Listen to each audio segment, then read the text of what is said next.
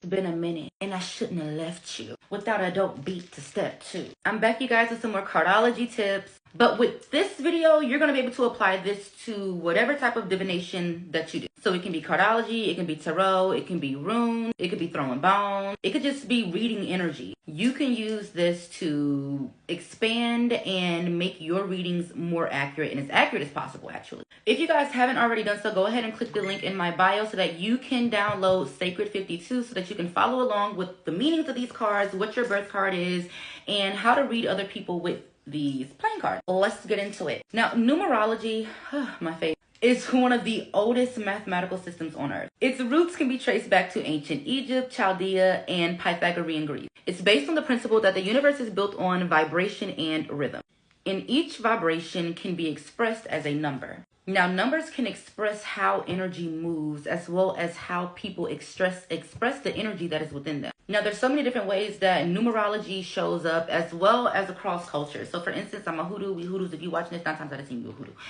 And when it comes to numerology, we use it like when it comes to our candles, with how many candles we decide to use for a ritual. It might be 3, it might be 9, it might be 7. Those are some very popular numbers in hoodoo. That is a form of numerology. Now, we already know how cardology works. If you don't, I'm going to give you a quick recap. There's 52 cards in a deck, one for each day of the year. Then you have 4 suits representing the 4 elements: fire, water, air, and earth. And then you have the Joker, which can be ether. Then you have 13 cards per suit, and this represents the lunar cycle. If you don't know what any of this means, make sure you go ahead and check out my other videos and get the Sacred 52 so that you can tap in and follow along correctly. So when it comes to cardology, you're not just reading the card, giving a person a message. It also shows up as timing. It's a calendar. You can use cardology to give dates. You can use the numerology in cardology to get a deeper understanding as to why these cards showed up at this time. So for instance, again, like let's say you are using cardology, you could even be using tarot. You have numbers that attract each other and you have numbers that repel each other. Depending on the numbers that show up on the suit of your cards, you can determine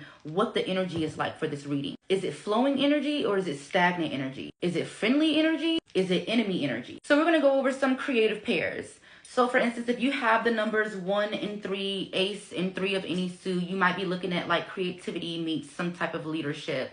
2 and 6, they go together. This is emotional and nurturing harmony. You have 4 and 8. This is both love, stability, structure, as well as building legacy. Kind of like 4 is really like you're building. 8 is like you have this foundation and it's here. You've already gone through the 4.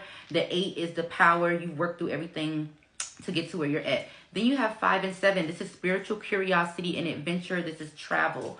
You have 9 and 11. This is humanitarian, vision, and divine insight. Now, just a quick tip. This is like, let's say you have a ace of diamonds and you have a 3 of diamonds. Remember, this is creativity meets leadership. You're looking at new ideas being built. You're looking at you taking on the leadership or the role of being the authoritative figure in something creative. Now, another way you can look at this is by taking that 1 and 3 and adding them. 1 and 3 is 4. 4 is all about building that foundation. It's all about creating that stability. So this 4 goes ahead to prove what the 1 and the 3 is saying. You are about to take on some type of a leadership role for some creative endeavor, and you're going to be that voice. Remember, 3 is all about communication. It's all about talking, and it's all about creative energies. You're going to be speaking, and you're going to be building whatever this creation is based off your words. This 1 is all about leadership. It's all about showing up. It's also about clout. So not only are you going to be creating, but you're going to be showing up as this creative force. And that 4 being the theme shows that this is your foundation. This is where you need to be. Now continuing, you have the repelling numbers.